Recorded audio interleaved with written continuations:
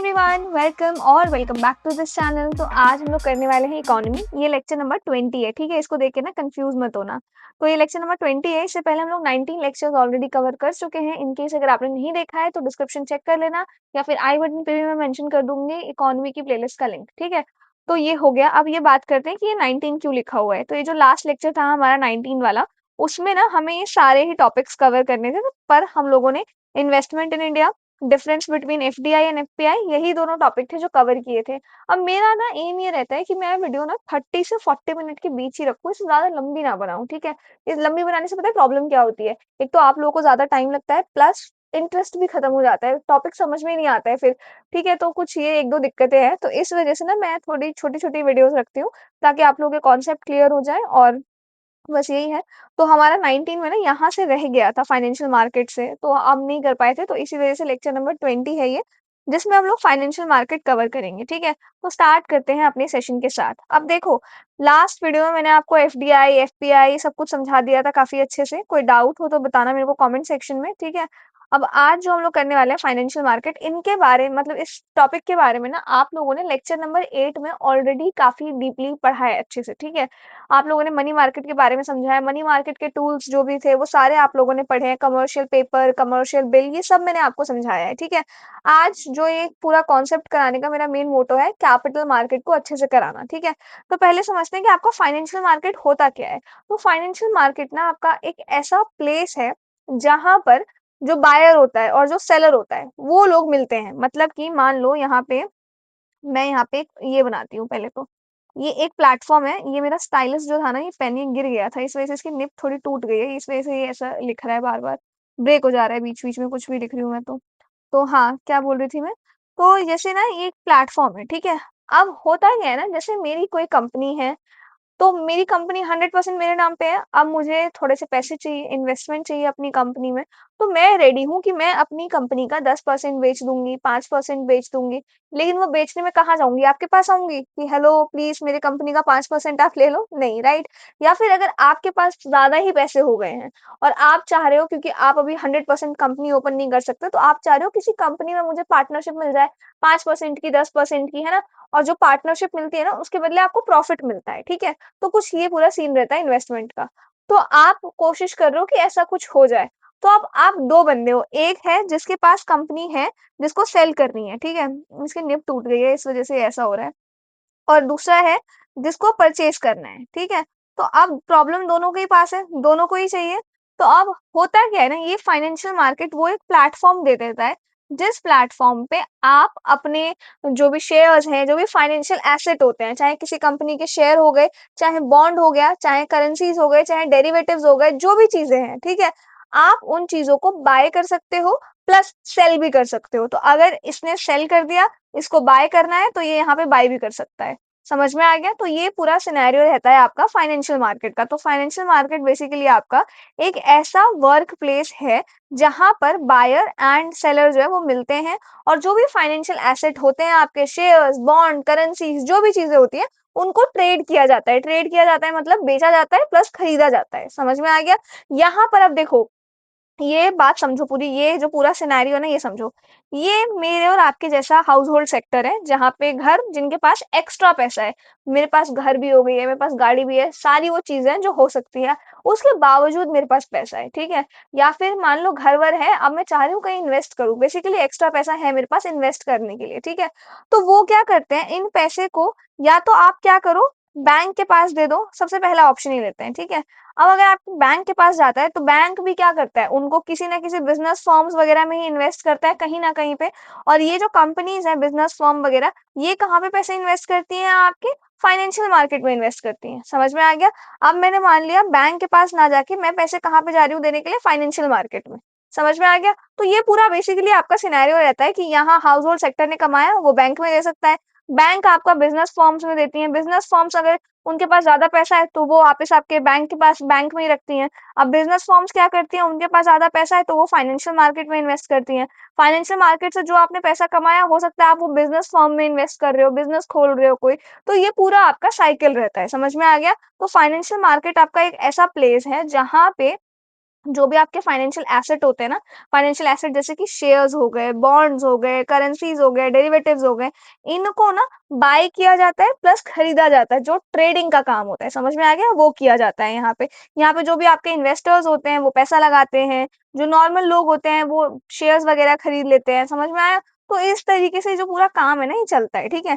अब ये है कुछ फंक्शंस फाइनेंशियल मार्केट के, जैसे कि मोबिलाइजेशन ऑफ सेविंग्स, मतलब क्या हुआ? फाइनेंशियल मार्केट ना सेवर्स और जो इन्वेस्टर्स है, दोनों को एक जगह पे लेके आता है। सेवर्स यानी कि जैसे मैंने आपको ऊपर एग्जांपल दिया था, किसी को खरीदना है, किसी को बेचना है। जिसको खरीदना है वो बंदा क्या हुआ? इन्वेस्टर हुआ, क्योंकि उसको इन्वेस्ट करना है।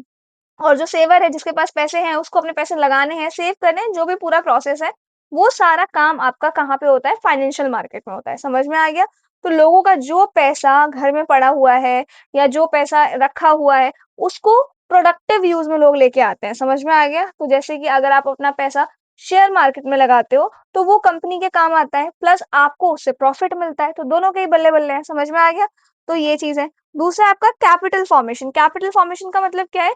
सेविंग्स को ना इन्वेस्टमेंट में कन्वर्ट करता है। आपकी सेविंग्स है ₹100 जैसे मेरे पास है, मैंने उसको फाइनेंशियल मार्केट में लगा दिया, तो अब वो मेरी इन्वेस्टमेंट है। मुझे उस 100 के बदले या तो प्रॉफिट मिल रहा होगा, कुछ इंटरेस्ट मिल रहा होगा, तो वो मेरा इन्वेस्टमेंट हो गया। समझ में आ गया? अब जहाँ मैंने पैसे लगाए हैं ना, वहाँ से हो सकता है कोई नई इंडस्ट्री बन रही हो, किसी फैक्ट्री के काम आ रहा हो, इंफ्रास्ट्रक्चर प्रोजेक्ट बन रहे हों। समझ में आ गया? तो सेविंग से आपका इन्वेस्टमेंट, प्रोडक्शन प्लस ग्रोथ, ये तीनों चीज़ें होती हैं। समझ में आ गया? इसके बाद है आपका लिक्विडिटी। लिक्विडिटी का मतलब क्या है?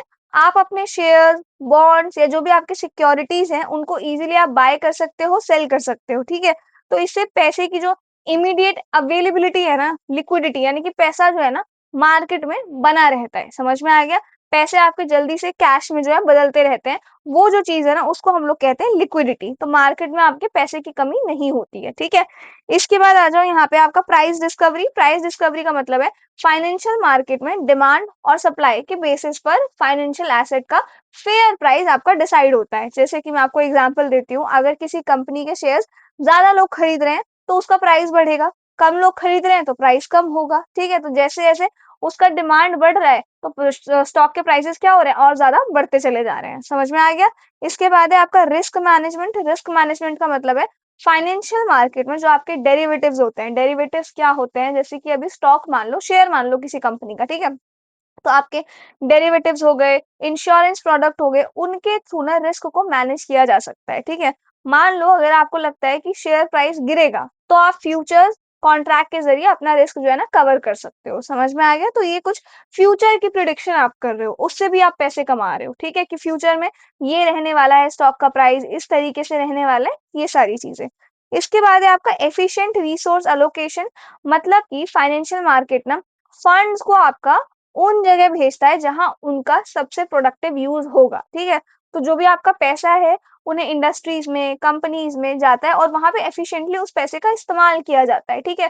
तो इससे आपकी इकोनॉमी ग्रो हो रही है, डेवलपमेंट हो रहा है, इंडस्ट्रीज़ बन रही हैं, तो ये प्रॉफिट है। तो एफिशिएंट जो है, एफिशिएंट तरीके से पैसों का इस्तेमाल हो रहा है, ठीक है? इसके बाद इधर आ जाओ। तो ये मैंने आपको बता दिया पूरा फाइनेंशियल मार्केट क्या है। तो फाइनेंशियल मार्केट बेसिकली एक ब्रिज की तरह काम करता है, जो बाय करना चाह रहे हैं, सेल करना चाह रहे हैं अपने फाइनेंशियल एसेट्स को, उनको एक प्लेटफॉर्म पे लेके आता है। समझ में आ गया? जिससे हमारी इकोनॉमी ग्रो होती है, हमारी इकोनॉमी में इन्वेस्टमेंट आता है, जो इन्वेस्ट कर रहा है बंदा उसको प्रॉफिट मिलता है, ठीक है? तो ये पूरा साइकिल है जो चलता है। नाउ अब ये जो आपका फाइनेंशियल मार्केट है ना, ये भी आपके 2 कैटेगरी के होते हैं, 2 पार्ट्स में डिवाइडेड है ये। पहला है आपका कैपिटल मार्केट और दूसरा है आपका मनी मार्केट। अब मनी मार्केट के बारे में मैंने आपको लेक्चर नंबर 8 में ना काफ़ी अच्छे से समझाया था कि मनी मार्केट एग्ज़ैक्टली क्या होता है, ठीक है? तो यहाँ पे ना आपके क्या होता है, जो भी आपके डे टू डे लाइफ़ के जो भी आपके खर्चे होते हैं, जो भी डे टू डे लाइफ़ का आपका लिक्विडिटी होता है ना, बैलेंस होता है फंड्स का, वो यहाँ पे होता है मनी मार्केट में। समझ में आ गया? मनी मार्केट जो आपके शॉर्ट टर्म फंड्स होते हैं, शॉर्ट टर्म फंड्स कहने का मतलब है जो आपके 1 साल से कम के फंड्स होते हैं, वो मनी मार्केट में हैंडल होते हैं, ठीक है? 1 साल से ज़्यादा का कोई भी इन्वेस्टमेंट है आपका, कुछ भी है, तो वो आपके कैपिटल मार्केट की कैटेगरी में आ जाता है, ध्यान रखना। ये सबसे मेजर डिफरेंस है कि मनी मार्केट आपका जो है ना, शॉर्ट टर्म फंड्स के लिए होता है और ये आपका लॉन्ग टर्म फंड्स के लिए होता है। लॉन्ग टर्म मतलब 1 साल से ज़्यादा के लिए। समझ में आ गया? इधर आ जाओ इसके बाद, ये आपका शॉर्ट टर्म लिक्विडिटी नीड्स को पूरा करता है, यानी कि बोरोवर देखो होता क्या है ना, जब भी मैं कोई बिज़नेस चला रही हूँ या कोई भी काम कर रही हूँ, तो वहाँ पे मेरे डे टू डे लाइफ़ के खर्चे होते हैं, समझ में आ गया?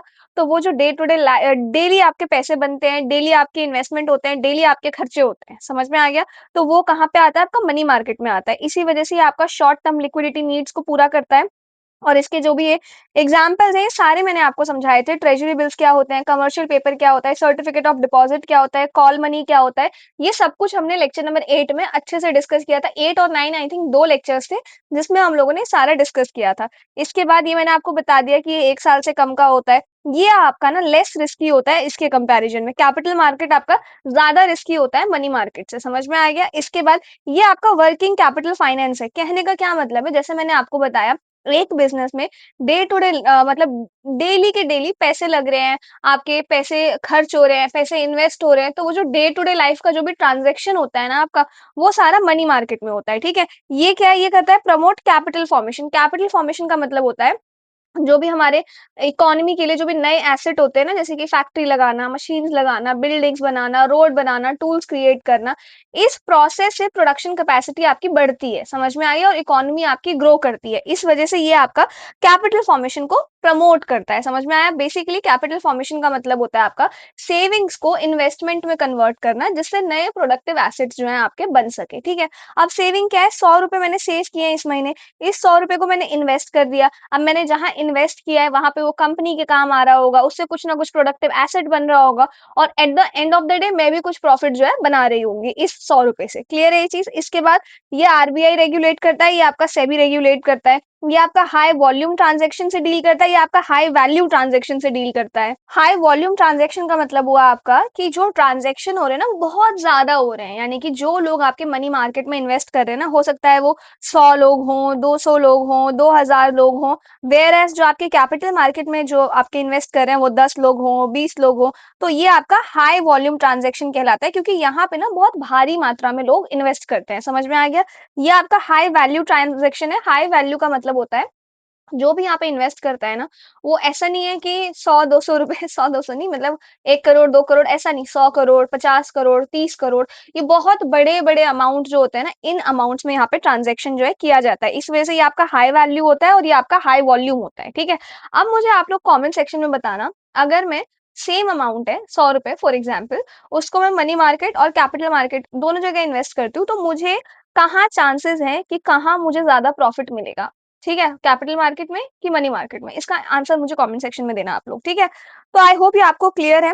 तो कैपिटल मार्केट क्या है? 1 साल से ज़्यादा का इन्वेस्टमेंट होता है। लॉन्ग टर्म इन्वेस्टमेंट है ये आपका। इसके एग्ज़ाम्पल्स हैं शेयर्स, शेयर्स आपको पता है, बॉन्ड्स आपको पता है, डिबेंचर्स मैं आपको बताऊँगी क्या होते हैं और म्यूचुअल फंड्स आपको पता ही होगा, ठीक है? नेक्स्ट ये आपका 1 साल से ज़्यादा का हाँ, 1 साल से ज़्यादा का इन्वेस्टमेंट है। ये थोड़ा रिस्की होता है आपका मार्केट कंडीशन क्या है, मार्केट ऊपर-नीचे कभी भी हो सकता है, ठीक है? इसके बाद ये कैपिटल फॉर्मेशन प्रमोट करता है, सेबी रेगुलेट करता है और हाई वैल्यू ट्रांज़ैक्शन से ये डील करता है, ये मैंने आपको समझा दिया। इसके बाद इधर आ जाओ नीचे, अब ये कुछ मनी मार्केट के टूल्स हैं, ये इनके बारे में आपको पता होना चाहिए, अगर नहीं है पता दैट मीन्स कि आपको रिविज़न की ज़रूरत है, वापस वो लेक्चर्स देखो, याद करो, ठीक है? कमर्शियल पेपर क्या होता है, प्रॉमिसरी नोट्स क्या होते हैं, कमर्शियल बिल्स क्या होते हैं, सर्टिफिकेट ऑफ डिपॉजिट्स क्या होते हैं, treasury bills, call money, cash management bill, इन सब के बारे में मैंने आपको काफ़ी अच्छे से समझाया है, ठीक है? इसके बाद आ जाओ इधर, अब है यहाँ पे जो हमें पढ़ना है वो है कैपिटल मार्केट। कैपिटल मार्केट बहुत ही इंपॉर्टेंट कॉन्सेप्ट है। यहाँ मैंने आपको क्या बताया ये आपका लॉन्ग टर्म फंड्स के लिए है। जनरली आपका 1 साल से ज़्यादा का जो इन्वेस्टमेंट होता है ना, उसके लिए है आपका कैपिटल मार्केट। ये बेसिकली कंपनीज़ को, गवर्नमेंट को हेल्प करता है। लॉन्ग टर्म फाइनेंस में बहुत हेवी-हेवी जो आपके फंड्स होते हैं, उनको इन्वेस्ट करने में, उनसे अच्छा खासा रिटर्न मिलता है, ठीक है? इसमें आप कैपिटल मार्केट में इक्विटी में, डेट में, बॉन्ड में, डिबेंचर्स में, म्यूचुअल फंड्स में, डेरिवेटिव्स में, इन सब में आप इन्वेस्ट कर सकते हो। अब इन सबको हमें समझना है अच्छे से, ठीक है? तो ये कुछ आपके टूल्स हैं कैपिटल मार्केट के जैसे मनी मार्केट के ये सारे थे ना वैसे ही कैपिटल मार्केट के ये सारे टूल्स हैं। सबसे पहले आपका इक्विटी शेयर, दूसरा है प्रेफरेंस शेयर, तीसरा है डिबेंचर्स, चौथा है बॉन्ड्स, फिर आपका म्यूचुअल फंड्स, देन है आपका डेरिवेटिव्स और इन सबको हम लोग समझने वाले हैं, ठीक है? तो स्टार्ट करते हैं, बट सबसे पहले ना हम लोग क्लासिफिकेशन देखने वाले हैं कैपिटल मार्केट का। आपने ना इसका classification I think lecture number 8 में ही पढ़ा होगा, जहाँ पे आप लोगों ने कैपिटल मार्केट का 2 देखा होगा, यहाँ पे primary market and secondary market. But ये इसका पूरा मतलब ब्रॉड तरीके से अगर कैपिटल मार्केट को क्लासिफाई किया जाए तो ये है उसका क्लासिफिकेशन, ठीक है। तो कैपिटल मार्केट को पहले हम लोग 2 पार्ट्स में डिवाइड करते हैं। पहला है आपका इक्विटी, दूसरा है आपका डेट, यानी कि आप इक्विटी के बदले इन्वेस्ट कर सकते हो, डेट के बदले इन्वेस्ट कर सकते हो। पहले डेट देखो, तो डेट आपके कुछ आपके एक तो बॉन्ड और दूसरा आपका डिबेंचर्स। डिबेंचर्स भी बॉन्ड की तरह ही अभी आप अज्यूम करो। फिर बॉन्ड में आपके ये कुछ कैटेगरीज हैं और ये आपके डिबेंचर्स में कुछ कैटेगरी है। सिमिलरली इक्विटी आ जाओ, इक्विटी आपके 4 तरीके के हैं। पहले आपका इक्विटी शेयर, दूसरा आपका प्रेफरेंस शेयर, तीसरा आपका प्राइमरी मार्केट एंड दूसरा आपका सेकेंडरी मार्केट। इसको आप लोग सबको मतलब डिटेल से पढ़ोगे तो टेंशन मत लेना। आप प्राइमरी और सेकेंडरी मार्केट को भी हमने क्लासिफाई किया है। तो प्राइमरी मार्केट में आपके जैसे आईपीओ, एफपीओ, प्राइवेट प्लेसमेंट्स आ गए। सेकेंडरी मार्केट में स्पॉट एक्सचेंज, डेरिवेटिव्स, ये सारे टर्म्स मुझे पता है इसमें से कुछ भी अभी आप लोगों को समझ में नहीं आ रहा होगा। तो पहले हम लोग ना इन टर्म्स को समझते हैं कि एग्जैक्टली इक्विटी शेयर क्या होता है या फिर एग्जैक्टली डिबेंचर्स क्या होते हैं। उनको समझने के बाद फिर हम वापस से आएंगे इस क्लासिफिकेशन के ऊपर, ठीक है। अभी थोड़ा रफ आइडिया आप लोग ले लेना कि कैपिटल मार्केट के टूल्स हैं ये सारे, ठीक है। तो नीचे आ जाओ फटाफट से। पहले हम लोग equity, ordinary share and preference share, यहाँ पे आ जाओ जरा ऊपर देखो। यहाँ पे दिख रहा है आपको इक्विटी शेयर, प्रेफरेंस शेयर और यहाँ पे है ऊपर इक्विटी के अंदर ये डिवाइडेड है।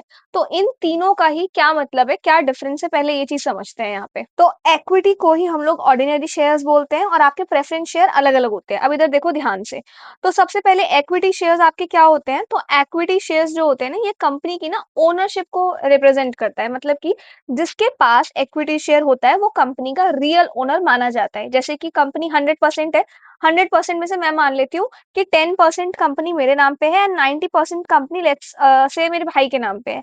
तो ये दोनों जो है ना, मतलब हम दोनों ही कंपनी के ओनर्स हैं। समझ में आ गया? वो 90% का ओनर है और मैं आपकी 10% की ओनर हूँ। क्लियर ये चीज? इसके बाद है आपका प्रेफरेंस शेयर। तो जैसे मैंने आपको इक्विटी शेयर में बताया कि ये क्या है, ये ओनरशिप है, राइट। ओनरशिप मतलब कि जैसे मालिक हो बेसिकली आप कंपनी के, ठीक है। तो प्रेफरेंस शेयर जो है ना, ये भी आप किसी कंपनी में शेयर्स ही ले रहे हो, लेकिन आपके ऑर्डिनरी शेयर्स या इक्विटी शेयर्स नहीं है, आपके प्रेफरेंस शेयर्स है। प्रेफरेंस शेयर एक ऐसा शेयर होता है जिसमें ना जो शेयर होल्डर है, यानी कि 10% प्रेफरेंस शेयर है मेरे पास, तो मुझे ना स्पेशल प्रायोरिटी राइट्स मिलते हैं, ठीक है। तो जो भी आपके प्रेफरेंस शेयर होल्डर्स होते हैं ना, उन्हें सबसे पहले प्रॉफिट दिया जाता है। जैसे कि कंपनी का 10% मेरे पास है, कंपनी का 80% किसी और के पास है और 10% ना प्रेफरेंस शेयर है किसी के पास, ठीक है। तो जो प्रॉफिट आएगा ना, मैं भी इक्विटी होल्ड करती हूँ और किसी कोई और भी 10% का इक्विटी होल्ड करता है, लेकिन मैं ऑर्डिनरी इक्विटी होल्ड कर रही हूँ और वो 10% जो दूसरा वाला है वो प्रेफरेंस शेयर होल्ड कर रहा है, ठीक है। तो जो प्रॉफिट आएगा ना, पहले इसको दिया जाएगा। समझ में आ गया? तो इसको प्रायोरिटी मिलती है। समझ में आ गया? और कोई ऐसा कंडीशन आ गया कि कंपनी आपकी बंद होने वाली है, समझ में आ गया? तो कंपनी जब बाइंडिंग अप करते हैं ना कि सबको सबका प्रॉफिट दे देते हैं, अब कंपनी बंद होने वाला है, तो इनको सबसे पहले इनका कैपिटल वापस मिलता है। समझ में आ गया? उसके बाद इक्विटी शेयर्स वालों का नंबर आता है। समझ में आ गया? इनके पास वोटिंग राइट्स थोड़े लिमिटेड होते हैं, इसलिए कंपनी के ना डे टू डे लाइफ के जो डिसीजंस होते हैं ना, उनमें ज्यादा पार्टिसिपेट नहीं करते हैं। लेकिन ये लोग करते हैं, ये जो भी आपका कंपनी को लेके जो भी काम-काज चल रहा है, उनमें डे टू डे लाइफ में पार्टिसिपेट ये करते हैं। लेकिन इनके पास वो वोटिंग राइट, कंपनी को लेके डिसीजन मेकिंग पावर थोड़ी कम होती है। बस प्रॉफिट ये है प्रेफरेंस शेयर का कि आपको प्रॉफिट जो है ना पहले मिलेगा। और आपके प्रेफरेंस शेयर जो होते हैं ना, ये आपके कंपैरेटिवली कम रिस्की होते हैं और इनका रिटर्न आपका स्टेबल होता है। पर ये अनलिमिटेड प्रॉफिट शेयरिंग नहीं देते हैं। जैसे इक्विटी शेयर में आपको अनलिमिटेड प्रॉफिट शेयरिंग मिल जाता है, यहाँ पे लिमिटेशंस होती हैं, ठीक है। इसके बाद इधर आ जाओ, रिटर्न। तो देखो ये वाला जो केस है ना आपका इक्विटी शेयर होल्डर्स का केस, इनके केस में क्या होता है, कंपनी जितना प्रॉफिट बनाती है ना, उस प्रॉफिट के हिसाब से इनको जो इनके जो भी जितना परसेंटेज ये लोग होल्ड करते हैं, उस हिसाब से इनको प्रॉफिट मिलता है। क्लियर ये चीज? कंपनी ने किसी साल अगर प्रॉफिट नहीं कमाया तो इनको नहीं मिलेगा वो, ठीक है। लेकिन इनके केस में क्या है, जैसे कि मैंने आपको अभी समझाया कि अगर अनलिमिटेड प्रॉफिट होता है तो उस केस में इनका कोई फायदा नहीं है। होता क्या है प्रेफरेंस शेयर ना, मैं किसी कंपनी में 1000 रुपए दे रही हूँ कि मैंने 1000 रुपए के 10% प्रेफरेंस शेयर खरीदे हैं। क्लियर ये चीज? तो 1000 रुपए का 10% कितना हुआ, 100। यानी कि मुझे हर साल 100 कंपनी मिलेगा, 100 रुपए मिलेंगे कंपनी से। अब होता क्या है ना, अगर कंपनी को किसी साल प्रॉफिट नहीं होता है, तो उस साल इनके केस में क्या है, इनको कुछ नहीं मिलेगा। लेकिन इनके केस में क्या है, इनको भी कुछ नहीं मिलेगा, लेकिन इनका जो 100 रुपए था ना, 1000 का 10%, वो इकट्ठा हो गया है। तो मान लो नेक्स्ट ईयर कंपनी को थोड़ा ज्यादा प्रॉफिट हो गया, तो कंपनी को इनको 200 देने पड़ेंगे, 100 उस साल के और 100 प्रीवियस ईयर के। समझ में आ गया?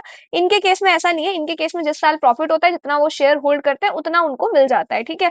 लेकिन ये क्या है, और सबसे पहले जो है ना प्रॉफिट, वो इन्हीं को दिया जाता है। समझ में आ गया? तो रेगुलर डिविडेंड इनकम, डिविडेंड मतलब मान लो प्रॉफिट, ठीक है। तो आपने 1000 रुपए के 10% प्रेफरेंस शेयर खरीदे, तो वो जो 100 आपको हर साल मिलेगा, वो प्रॉफिट हो गया, ठीक है। तो कंपनी को अगर प्रॉफिट हुआ है, तो सबसे पहले इनको दिया जाएगा, उसके बाद इनका नंबर आएगा। और अगर प्रॉफिट नहीं हुआ है, तो इनका जो अमाउंट है वो इकट्ठा हो जाता है। फिर जिस साल कंपनी को प्रॉफिट होगा, उस साल कंपनी इनको देगी अमाउंट। समझ में आ गया? इसके बाद आ जाओ डिविडेंड प्रॉफिट। तो इनको ना इक्विटी शेयर होल्डर्स को, डिविडेंड का मतलब है प्रॉफिट, ठीक है। डिविडेंड्स आपको तभी मिलेंगे जब वो डिविडेंड्स पहले प्रेफरेंस शेयर होल्डर्स को रिसीव हो चुके हों। समझ में आ गया? तो इनको पेमेंट सबसे लास्ट में मिलता है, ठीक है। और प्रेफरेंस शेयर्स को क्या है, इनको सबसे पहले डिविडेंड मिलता है। इवन इफ कंपनी का प्रॉफिट कम हो, फिर भी जो प्रेफरेंस शेयर है ना, उनको प्रायोरिटी देना जरूरी है, पहले इन्हीं को दिया जाएगा। भले ही इनको देने के बाद यहाँ इनके लिए कुछ भी ना बचे। समझ में आ गया?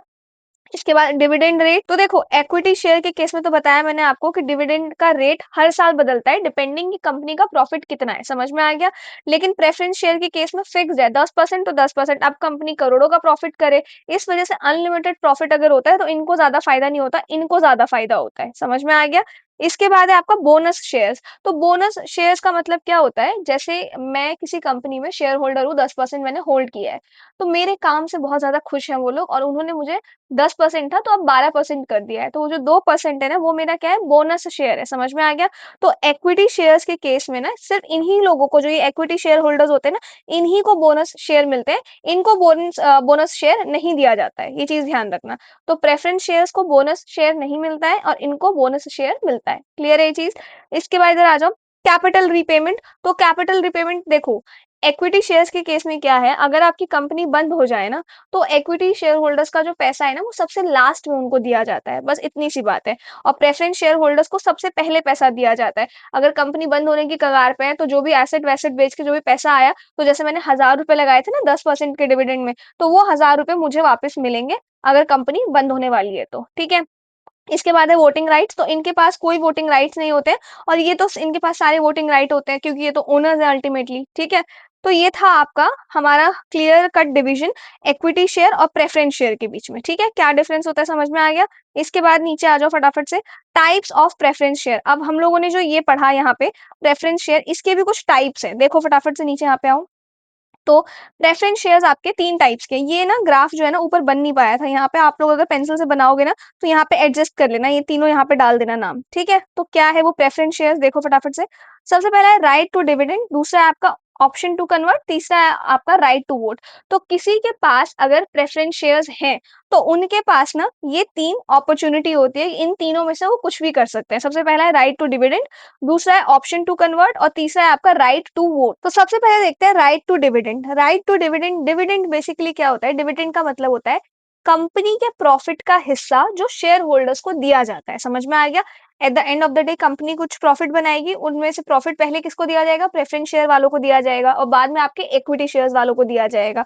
तो ये वही कह रहा है। तो राइट टू डिविडेंड यानी कि जो आपका कंपनी का प्रॉफिट आ रहा है ना, उसमें भी 2 कैटेगरीज है, पहला है आपका क्यूमुलेटिव प्रेफरेंस शेयर, और दूसरा है आपका non cumulative preference share. Cumulative preference share ये ना, अगर कंपनी प्रॉफिट नहीं बना पाई और डिविडेंड नहीं दिया, तो मिस्ड डिविडेंड अक्यूमुलेट हो जाता है, मतलब कि फ्यूचर में जब भी कंपनी प्रॉफिट बनाएगी, तो कंपनी को जिस साल मिस हुआ था, उस साल का भी प्रेफरेंस इनको देना पड़ेगा। समझ में आ गया? क्लियर है ये चीज?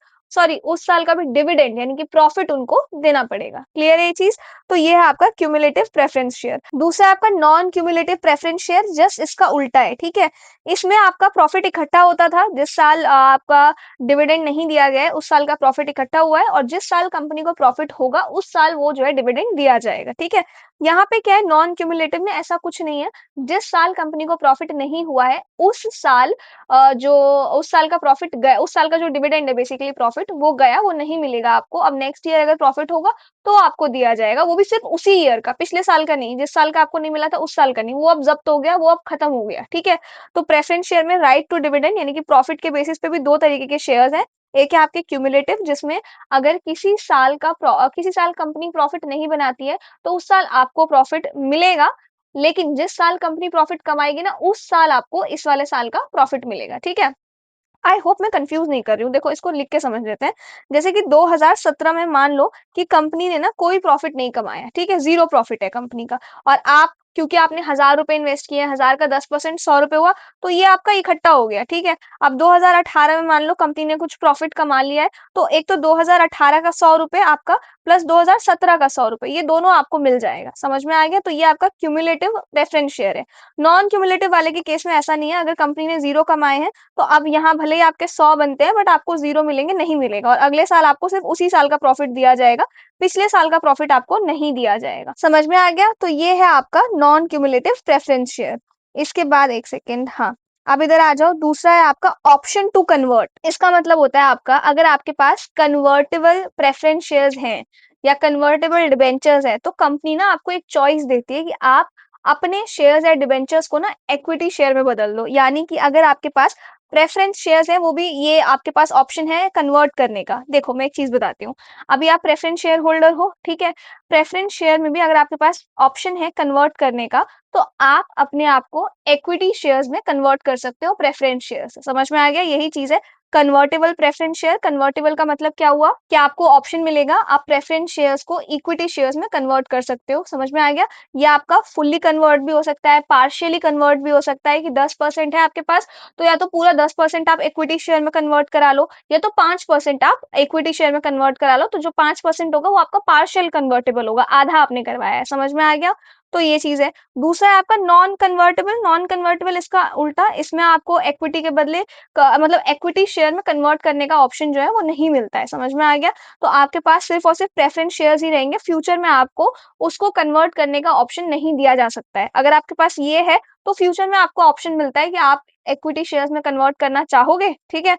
इसके बाद है आपका राइट टू वोट। तो बेसिकली राइट टू वोट का मतलब है कि शेयर होल्डर कंपनी के जो भी इंपॉर्टेंट डिसीजन होते हैं ना उनमें वोट डाल सकते हैं। जैसे कि डायरेक्टर कौन होगा कंपनी का, कंपनी अगर मर्ज होगी तो मर्ज होनी चाहिए नहीं होनी चाहिए, जो भी बिग डिसीजंस होते हैं ना उनमें बेसिकली आप वोटिंग दे सकते हो। समझ में आ गया? तो इसमें आपकी दो कैटेगरीज है, पहला है आपका पार्टिसिपेटिंग प्रेफरेंस शेयर, दूसरा है आपका नॉन पार्टिसिपेटिंग प्रेफरेंस शेयर, ठीक है।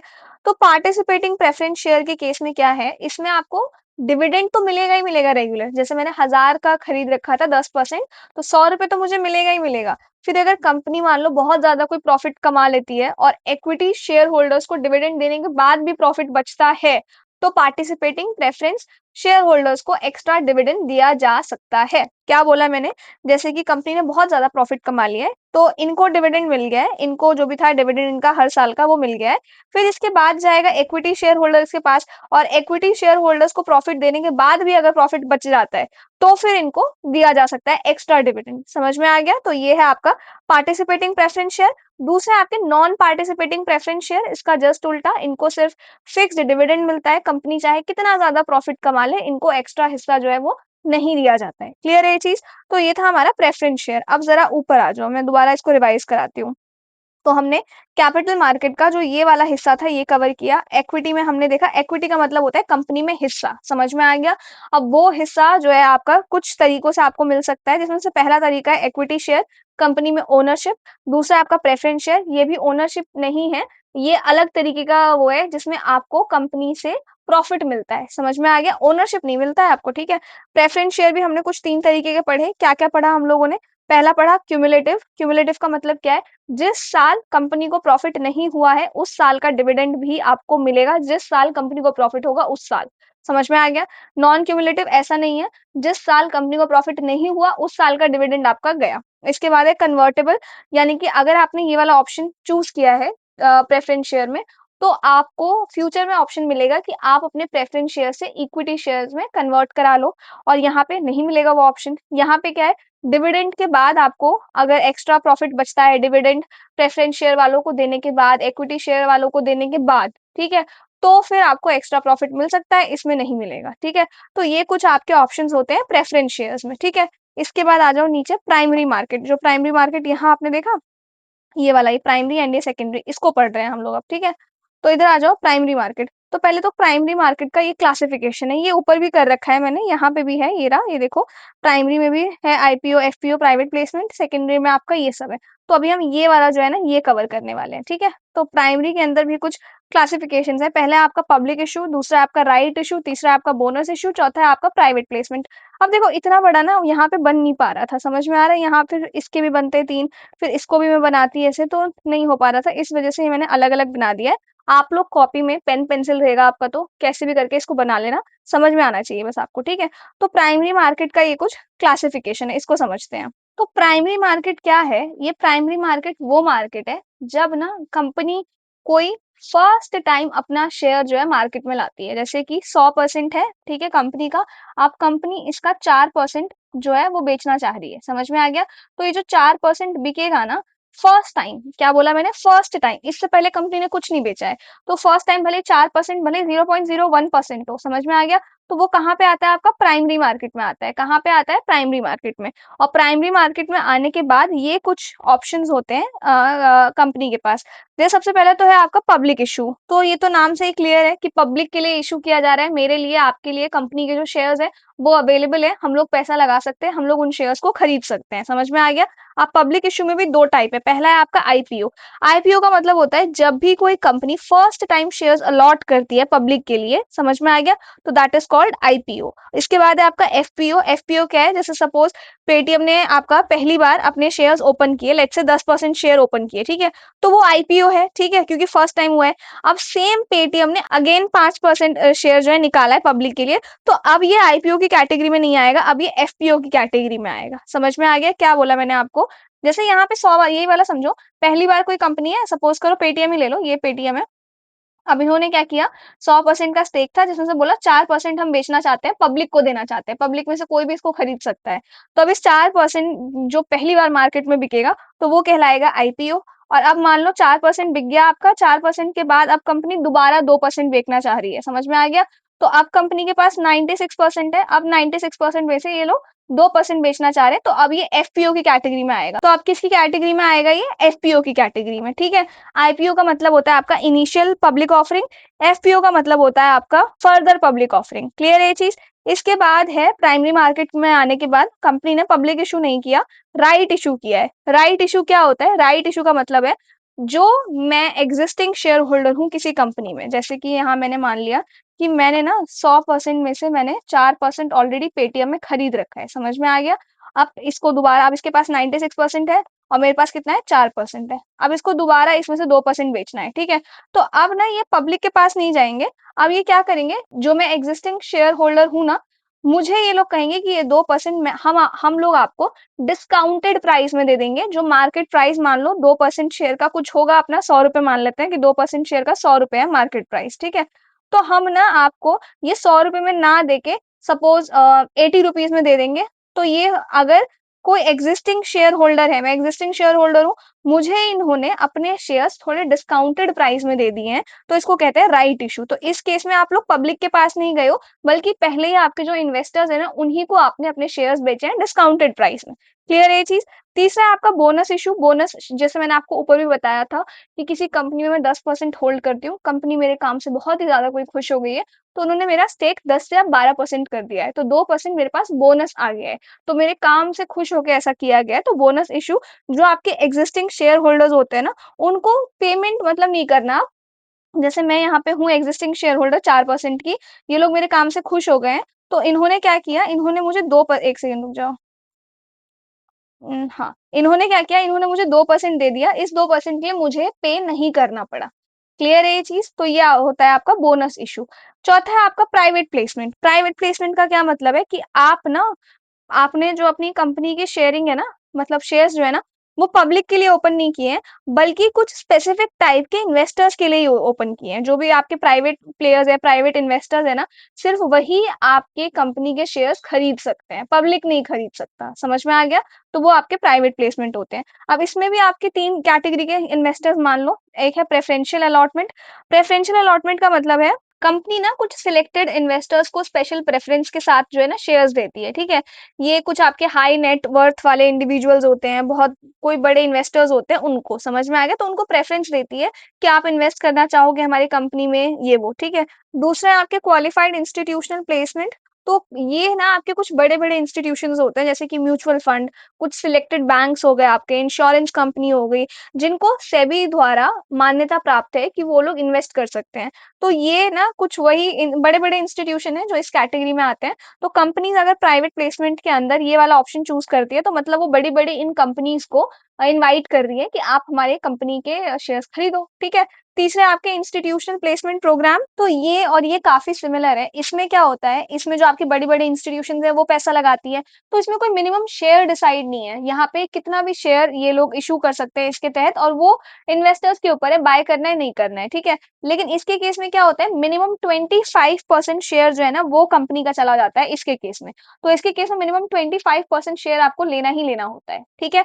तो ये मेन डिफरेंस था। बाकी यही लोग हैं, यही जो है ना म्यूचुअल फंड और जो बड़ी-बड़ी कंपनीज़ हैं, वही ये खरीदती है, लेकिन मिनिमम इसमें कितना होता है 25%। बस ये आपका मेजर डिफरेंस है इसमें और इसमें, ठीक है? आई होप ये आपको समझ में आया हो अच्छे से। तो ये था आपका प्राइमरी मार्केट का क्लासिफिकेशन। इसके बाद आ जाओ नीचे फटाफट। अच्छा, खत्म है। लेकिन एक चीज़ देखो, यहाँ पे ऊपर आओ फटाफट से। अभी तक ना हमने ना इसके सिर्फ कुछ ही एस्पेक्ट है जिसको कवर किया है। अभी इक्विटी किया है, इक्विटी में भी सिर्फ ये 3 चीज़ें पढ़ी हैं, समझ में आ गया? अभी जो चौथी चीज़ है सेकेंडरी मार्केट और ये डिबेंचर्स और ये सारी ही चीज़ें, इनको डिस्कस करना है। तो नेक्स्ट लेक्चर में भी हम लोग कैपिटल मार्केट को ही कंटिन्यू करेंगे, ठीक है?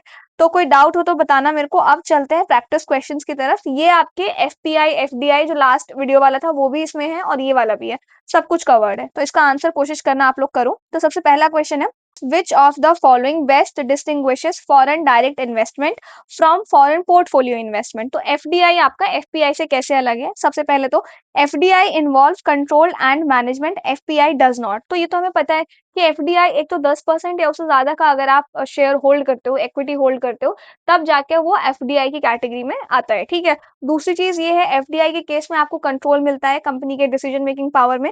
एफपीआई के केस में ऐसा कुछ नहीं होता। तो ये अभी तक तो सही लग रहा है स्टेटमेंट, तो इसको होल्ड कर लेते हैं।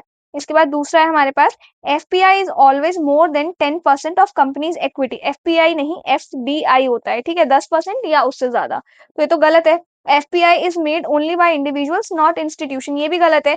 एफपीआई या एफडीआई, इंडिविजुअल हो, कोई कंपनी हो, गवर्नमेंट हो किसी दूसरे देश की, वो भी अगर इन्वेस्ट करती है, तो ये सारा ही आपका इसमें काउंट होता है एफडीआई में। तो ये तो गलत हो गया। Both have equal control over management decision, नहीं, एफपीआई के केस में आपको नहीं मिलता है मैनेजमेंट डिसीजन वगैरह पे कंट्रोल, एफडीआई के केस में मिलता है। तो ये आपका सही हो गया स्टेटमेंट। इसके बाद इधर आ जाओ, FDI is generally considered more stable then FPI because, तो एफपीआई को हम लोग ज्यादा स्टेबल नहीं मानते एफडीआई के कंपैरिजन में। क्यों?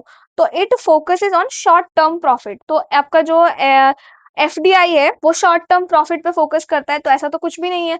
वो तो आपका, अगर मैं किसी कंपनी में इन्वेस्ट कर रही हूँ तो वो तो लॉन्ग टर्म के लिए भी हो सकता है, ठीक है? तो ये तो गलत है। फिर है, it is invested in physical assets and production, ये एकदम सही है। एफडीआई जो है आपका फैक्ट्रीज में, मशीनरी में, ऑफिसेज, ये जो आपके रियल एसेट्स होते हैं ना, इनमें आता है। तो ये लॉन्ग टर्म के लिए होता है, स्टेबल होता है। एफपीआई आपका शॉर्ट टर्म के लिए होता है, वोलेटाइल होता है, ठीक है? तो इस वजह से ये स्टेटमेंट मुझे तो सही लग रहा है, इसको होल्ड कर लेते हैं। थर्ड देखते हैं, it is regulated by SEBI, इस वजह से तो सेबी तो एफडीआई को रेगुलेट नहीं करता है, तो ये तो गलत हो जाएगा। इसके बाद है, it can be easily withdrawn from markets, तो एफडीआई आपका आसानी से विड्रॉ नहीं होता, बहुत लॉन्ग प्रोसेस होता है, तो ये गलत है। तो option number B is the right answer, ठीक है? इसके बाद आ जाओ इधर, which of the following is an example of FDI? FDI का इसमें से एग्जाम्पल कौन सा है? सबसे पहला है, a foreign mutual fund boys shares in Indian company. तो फॉरेन म्यूचुअल फंड है, वो शेयर खरीद रही है इंडिया की कंपनी में। तो आपके शेयर, बॉन्ड, सिक्योरिटीज, ये जो इन्वेस्टमेंट होते हैं, ये एफपीआई में कैलकुलेट होते हैं, ठीक है? तो ये तो गलत हो गया। दूसरा आपका, US company sets up a manufacturing unit in India. तो यूएस की कंपनी जो है मैन्युफैक्चरिंग यूनिट इंडिया में लगा रही है। तो कोई फैक्ट्री लगाना, प्लांट लगाना, ऑफिस लगाना, लॉन्ग टर्म इन्वेस्टमेंट करना, ये आपका एफडीआई में कैलकुलेट होता है। तो B is the right answer. Then है a foreign investor buy government securities, तो कोई फॉरेन इन्वेस्टर है जिसने गवर्नमेंट सिक्योरिटी बाय किया है, तो ये आपका एफपीआई में आ जाएगा। फिर है a foreign bank purchases Indian corporate bonds, bonds हैं तो आपका एफपीआई में आ गया, ठीक है। तो इसका ऑप्शन कौन सा हो गया, B is the right answer. Then है हमारे पास which of the following statement is correct, ठीक है। FPI investors generally hold more than 10% equity, नहीं एफडीआई होल्ड करते हैं, तो ये तो गलत हो गया, ये गलत ये गलत। अब सेकंड और थर्ड में से एक स्टेटमेंट सही है। FDI is regulated by SEBI while FPI is regulated by DPWIT, तो क्या ये स्टेटमेंट सही है हमारा, ये स्टेटमेंट गलत है हमारा। क्यों गलत है हमारा, क्योंकि जो आपका एफडीआई है वो आपका डीपीडब्ल्यूआईटी प्लस आरबीआई रेगुलेट करता है और एफपीआई आपका सेबी रेगुलेट करता है, ठीक है। और तो ये गलत हो गया। FDI inflows are recorded under capital account of balance of payment, ये एकदम सही है। बैलेंस ऑफ पेमेंट के कैपिटल अकाउंट में आपका एफडीआई जो है वो रिकॉर्ड किया जाता है, तो C is the right answer. इधर आ जाओ। In India FDI is allowed through which of the following routes, India में एफडीआई जो है इनमें से किन रूट्स के थ्रू हो सकता है। ऑटोमेटिक रूट हमने पढ़ा था, गवर्नमेंट रूट हमने पढ़ा था, इन दोनों के अलावा हमने एफडीआई को लेके कोई तीसरा रूट पढ़ा ही नहीं है, तो option number C is the right answer. तीसरा आपका गलत हो जाएगा, रेस्ट्रिक्टेड रूट, ठीक है। रेस्ट्रिक्टेड रूट कुछ नहीं होता है इस नाम का, सिर्फ ये दो ही रूट है, ठीक है। ये सिर्फ गुमराह करने की कोशिश की गई है हमें, तो ये गलत है। इसके बाद इधर आ जाओ।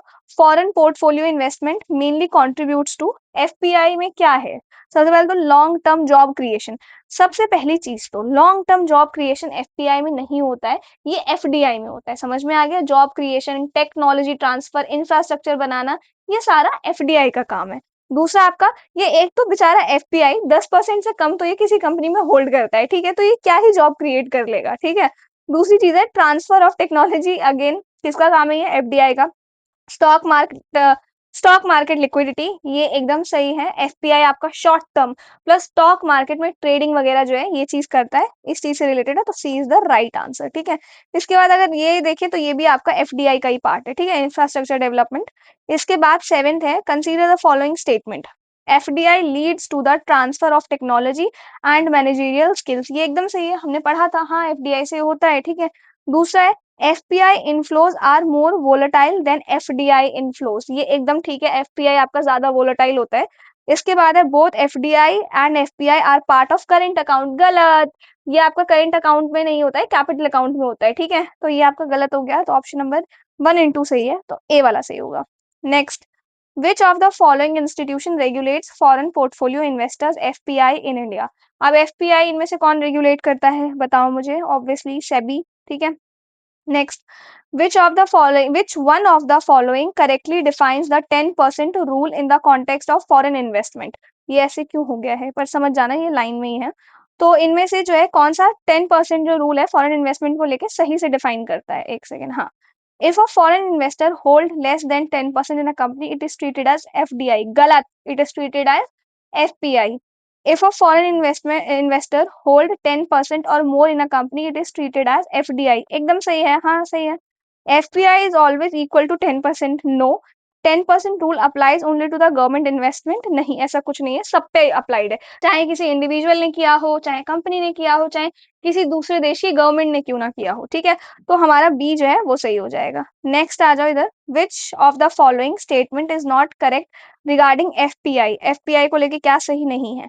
It includes investment in share in bonds, ये सही है। It leads to management control in Indian company, नहीं कोई कंट्रोल नहीं मिलता इंडिया की कंपनी में, क्योंकि 10% से कम तो बेचारों के पास स्टेक होता है, तो ये तो गलत है। It is more liquid and volatile, सही है। It is regulated by SEBI, ये भी सही है। तो बी ही है सिर्फ आपका जो सही नहीं है, तो ये हमारा आंसर हो जाएगा। नेक्स्ट है हमारे पास consider the following statement, financial market facilitate the transfer of fund from savers to investors, जो फाइनेंशियल मार्केट है आपका वहां पे ट्रांसफर ऑफ फंड होता है सेवर्स से इन्वेस्टर्स, ऑब्वियसली जो मैं सेव कर रही हूँ उसको मैं इन्वेस्ट कर रही हूँ, तो ये एकदम सही है। Money market deals in long term instrument, नहीं, मैंने अभी बताया आपको मनी मार्केट में शॉर्ट टर्म इंस्ट्रूमेंट्स का काम होता है। इसके बाद है capital market instrument have high liquidity compare to money market instrument, तो कैपिटल मार्केट की लिक्विडिटी आपकी लो होती है कंपेयर करिए अगर मनी मार्केट से, तो ठीक है, तो इसका सिर्फ एक ही ऑप्शन है, ए वाला वो सही है। देन आ जाओ यहाँ पे 12th question, which of the following instrument are part of money market, इनमें से कौन से हैं मनी मार्केट के इंस्ट्रूमेंट्स। अब इसका आंसर आप लोग मुझे कमेंट सेक्शन में दोगे क्वेश्चन नंबर 12th का, ठीक है। Treasury bills, commercial paper, equity share, certificate of deposits, आपको बताना है इनमें से, इन चारों में से कौन सा ऑप्शन है जो सही है, ठीक है। इसके बाद आ जाओ question number 13, consider the following statements regarding capital markets in India. अब कैपिटल मार्केट को लेके क्या सही है, SEBI is the regulator of capital market, ये एकदम सही है, सेबी है जो रेगुलेट करता है।